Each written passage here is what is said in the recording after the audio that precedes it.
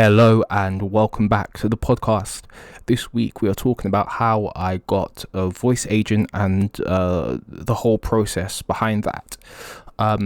Before we get started, just a few things off the top. I'm going to change the way I release the podcast. So now the audio version and the video version of the podcast will come out on the same day. So that way it's less confusing and it's easier for you, the viewer, the listener, to decide how you'd like to consume the podcast. If you don't have time to watch, then the audio versions are available, and if you have time, you can watch the video version. So let me know your thoughts in the comments down below.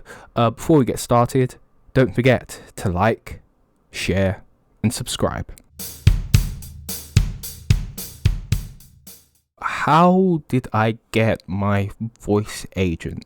So let's talk about voice agents. So some big agencies have different segments. So one part of the agency will focus on kind of like screen and stage acting, and they'll have like a subdivision that will focus on voice, and there are separate kind of like voice agencies just dedicated to voice acting and voiceovers and kind of like video game kind of work. In order to get a voice agent, you need a voice reel. This is essentially kind of like some voice clips that are edited together. I'll play a little bit of my voice reel now. She was looking at me. At first I glanced away, but then I stared back at the haughty silkiness of the weave that fell to her shoulders in loose curls. Yeah, so they're essentially just a few voice clips that are edited together that you can send out to voice agents. It's effectively like a vocal CV, or for my Americans, a vocal resume. Yes. Yeah, so how did I go about getting a voice reel? So I was looking online, I was looking on Google, I was looking for voice reel companies. And, I wasn't really having any luck. So I took a break. Then I remembered something that was often talked about at drama school. And that was that your class, your cohort that you're with, they are essentially kind of like your first network that you have. Then I thought about my class, my cohort. I knew that a few people in my class had the voice reels done. So I sent out a message in the group chat and was like, hey guys, look, I'm looking to get a voice reel done. Can you recommend any voice reel companies? So I got some replies. Then from those replies, I then researched those companies that my classmates recommended. Then I came across this one that kind of like really resonated with me. And it was a good price as well, because you want to go for a company that when you listen to the audio, it sounds good and, it's within your price range. So I decided to go with this one company called Silver Tongued Productions.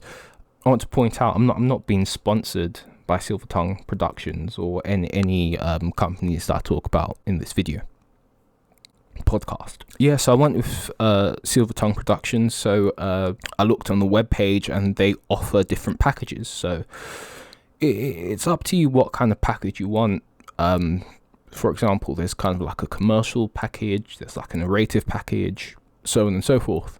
And I decided to go with the narrative package. So that consisted of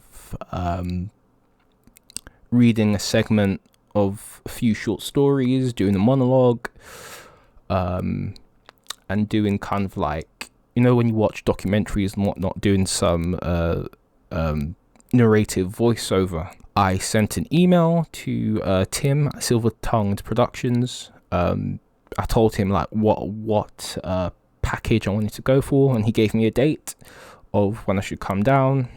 And I was looking forward to it. So in the meantime, I was just kind of like working on my short stories that I had to do, my monologue.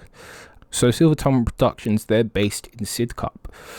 So, I took the train down. Then when you get to Sidcup, the studio's like 10 to 15 minutes away. It's kind of hard to get to. So what they do is, if in the price you pay for the recording, a cab is included in that price. So I got a cab to the studio. And I couldn't help but feel like I was working like on a big kind of like Hollywood project or something, because I was being driven to the studio, and when I was done I was driven back to the station. So that was kind of like a nice feeling. So I got to the studio, I presented my work to Tim. So I presented my short stories and my monologue. I did it and he gave me some feedback, and that was good. And I talked about that I did like a narrative voiceover piece as well. So with that, Tim actually had a library of narration from documentaries, and from that he picked like 5 out for me, and from that 5 we kind of like whittled it down to 1. And so that was it. So I had my pieces and he gave me the narrative piece. I think I did five pieces in total. So I recorded those pieces. It was a great session. It was nice and relaxed, so there was no pressure, so I could do my best work, and that was good. So the session's done, and I believe I got my voice files within a week, or just over a week of doing the session, which was good.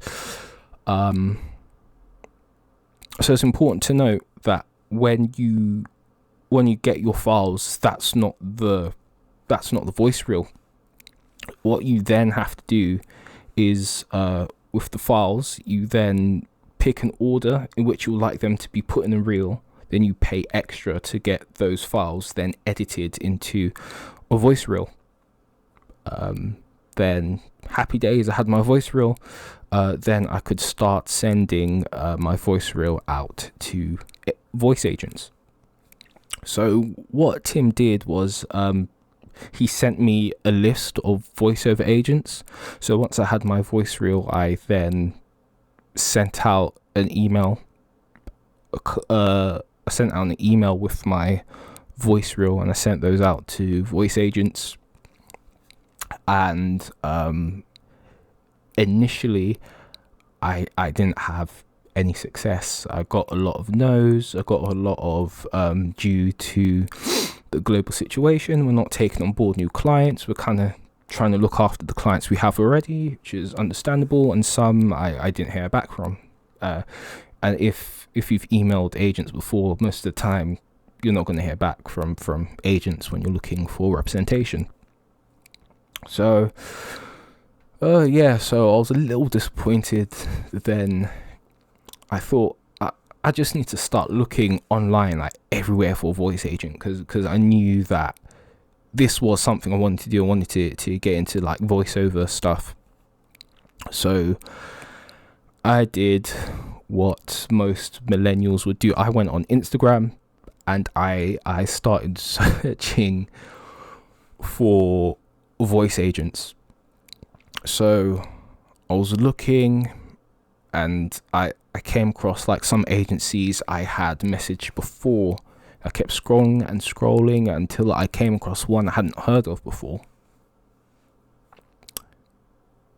Ace Voices. So I clicked on the profile, and it was a brand new profile, and there was only one picture on the profile. Said Ace Voices agency coming soon. I was like, okay, sounds promising. And there wasn't a website at the time, but there was an email right at the top in the bio. So I emailed this agency. I didn't think I'd hear back, but I heard back, and they wanted to know more about me. So they sent me kind of like this form to fill out, to talk about myself, talk about my experiences, what sort of training do I have any home equipment, all that kind of stuff. And I also sent along my voice reel as well. So that's done, and I heard back, and they were like, oh yeah, would like to have you on our books. And I was like, wow, okay, great. But at the time, this is like November time, the agency is still setting up, and they were aiming to launch for January 2021. So, so essentially from November to January, I was kind of just waiting. But in the meantime, I got sent an audition for this commercial. So that was promising, even though I hadn't signed the contract yet. That was promising, even though I hadn't signed the contract yet, that I was getting auditions for this agency. So I was really happy. I was really chuffed about that. And so January comes around, then it's real. The contract comes through. So I signed the contract, and boom, I'm part of this agency. And let's talk about contracts. If you are signing with an agency, you better read that contract thoroughly. And if you don't understand anything that's in the contract, either ask your agent, search up certain terms on Google, or go and get a lawyer to help you out with the legal jargon, or again, so go to social media and ask if like any of your friends know of lawyers, or you never know, some of your friends might be lawyers and they might be able to help you out. But I didn't have any issues with the contract. Read through it thoroughly, all made sense, it was all good. I signed the contract, and I was part of the agency. So that's my story. That's it. That's how I got my voiceover agent, and it all started with getting my voice reel done, and not being defeated when I got like rejected from everyone else. So I guess the moral of the story is, don't let rejection get you down. When there is a will, there is a way. I could have easily given up after I got rejected, but I looked for other means of achieving my goal. I recently did my last podcast was on social media, friend or foe. And in this case, I would say social media was definitely a friend. And don't be afraid to look on social media for opportunities. So let me know your thoughts in the comments. That is it for this week. Thank you so much for watching. See you soon.